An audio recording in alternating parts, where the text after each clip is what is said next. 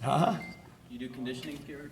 Conditioning every day. We're out there for me, but it's going good. It's going good. What do you like about the depth of your group? Obviously, not as many proven guys. Yeah, and I think that's something that we really are working on, and that the depth is going to be a real key because, as you know, we have a real belief in rotating guys, and that was a big positive for us last year, and really that's why the first unit we're very optimistic about because they played so much last year. Now we've got to develop another group to be able to come behind that new first group, and they're working very hard, but that's going to be a big key for us. What have you noticed out of Rashawn, like mentality-wise and intelligence-wise? Well, Rashawn,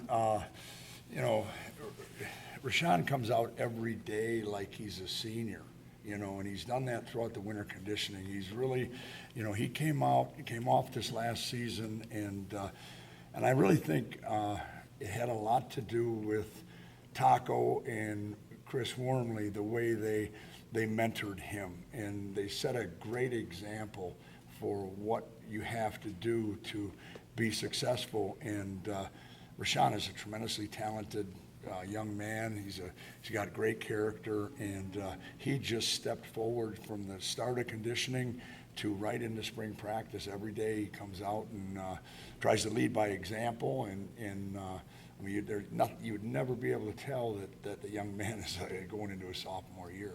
He's having a real good spring. He said that he was looking forward to like nitpicking himself a little bit more. He said he was hitting the hard a lot, or the film a lot harder rather. What have you noticed about him in that No aspect? question, he has, and that's why I say he acts almost like he's a senior. A lot of times when you're a sophomore coming off a good season, as a freshman, you kind of, okay, I got it. But he was really critical of himself. He listens to every coaching point, and I mean, when that happens, you've got a special young man, and he leads the other guys by that. They see him doing some really, really athletic things on the field. They watch him do it, and all of a sudden, that's like somebody saying, "This is how you do it." And he's been a very good example for everybody.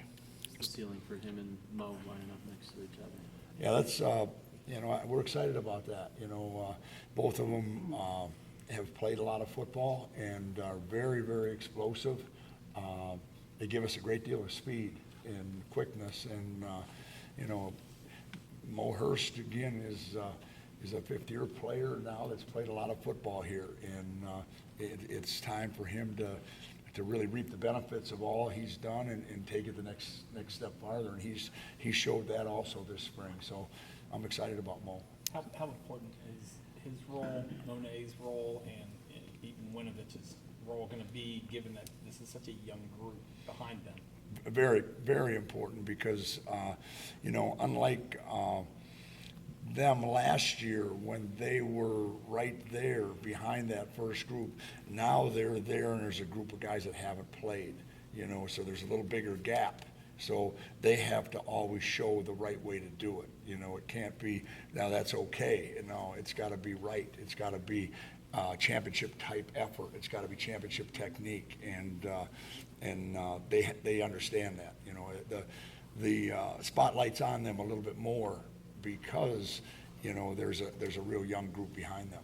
Some great athletes don't become great football players. That's not an area of concern with Rashawn, probably, right? Have you seen enough from him to know that he's going to be a great player? Yeah, because he has it inside. You're right. There have been some really, really outstanding athletes, but maybe when it comes to game time, they don't do what their athleticism shows. Well, he's showed.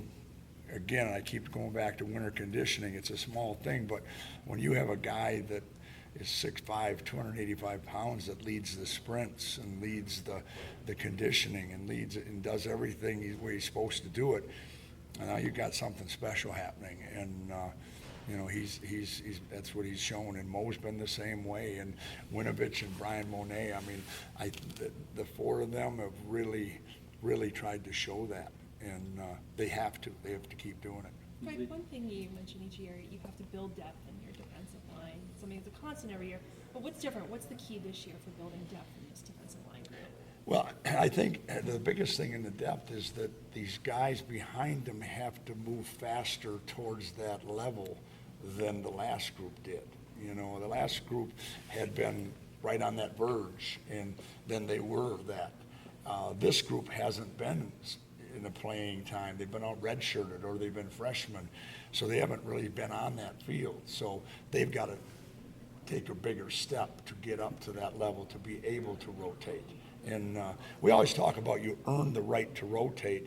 You know, two things can happen. If you don't earn the right to rotate, now you've got 4 guys playing the whole time, and they're never going to play as good as if you have guys to rotate for them. And so that's a big thing for us, that some of these guys behind them have got to close that gap fast, and they're working at it. Who among that group has started to step up this spring for the younger guys? Yeah, Carlo Kemp has had a very, very good spring. And we kind of thought that last year when he came in early, but I would say Carlo Kemp has been one who has really showed some things. You know, he shows that he has the ability, and now he's got to do it every play, every day. You know, and that's usually the thing that separates people, the ones that can show it, but then there's a day off where they don't, you know, where you got to do it every day, every play, and I think he's understanding that, you know. We got a couple other young kids that show they have talent. Donovan Jeter has showed some things, you know. He showed us that he can do some things, you know, and you know, I think those are the 2 guys really that kind of have stepped forward at times, you know, and now we've got to bring some of the other guys along. Who are some of the guys vying for the tackle positions inside? Lawrence Marshall, Ron Johnson, Carl Myers has shown some signs at times, you know, and we just got to get the consistency. Mark Dwumfor has shown some things too. I mean, he did some things in practice today where you can see his athleticism, his movement, you know, so he's another one we'll be counting on, you know, and you know, they're the ones that have really shown the most. With Chase, how much development have you seen out of him in the last year? You know, having that full season of experience last year playing at this spot. Chase has got a lot more confidence. He's got a lot stronger, and I think he understands the position way better. You know, Chase started out as a defensive player his freshman year, then was moved to tight end, and then at the end, going into the bowl game 2 years ago, we moved him back, and then all last year he played. So this is really only his second year playing the defensive end position, and he's showing some really good things. Seems to be more of an every down fit now. Oh yeah, no question, no question. He's so much stronger, you know. He's so much stronger physically than he was, you know, and I think he's gained some weight and he's kept his speed, you know. So he's going to be. I think he's going to be what we're looking for.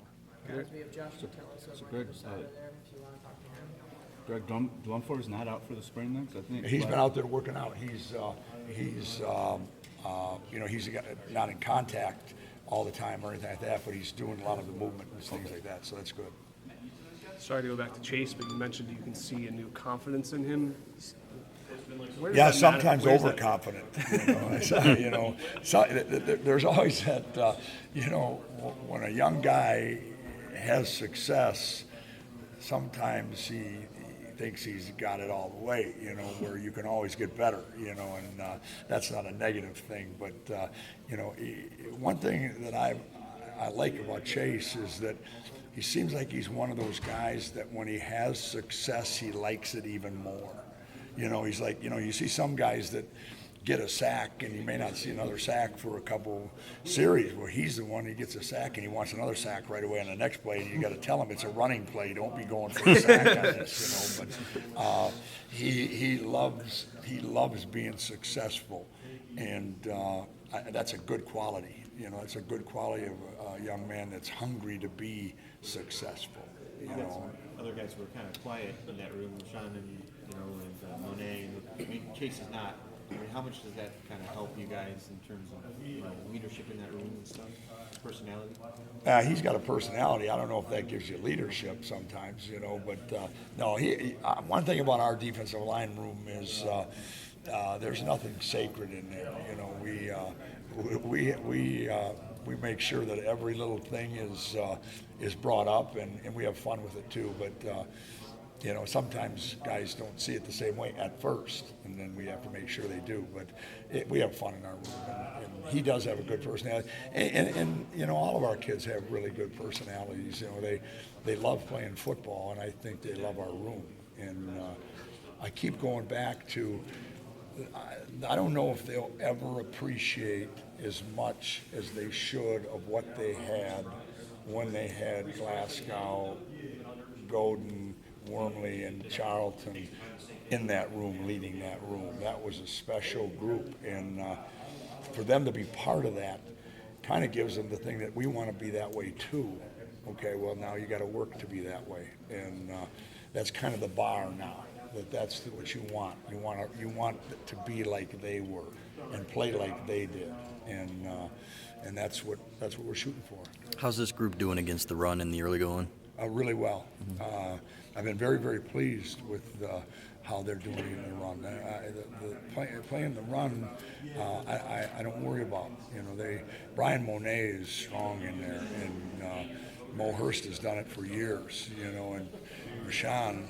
You know, I'm not worried about playing a run with that group. You know, I think the thing we got to try to get is a little better pass rush.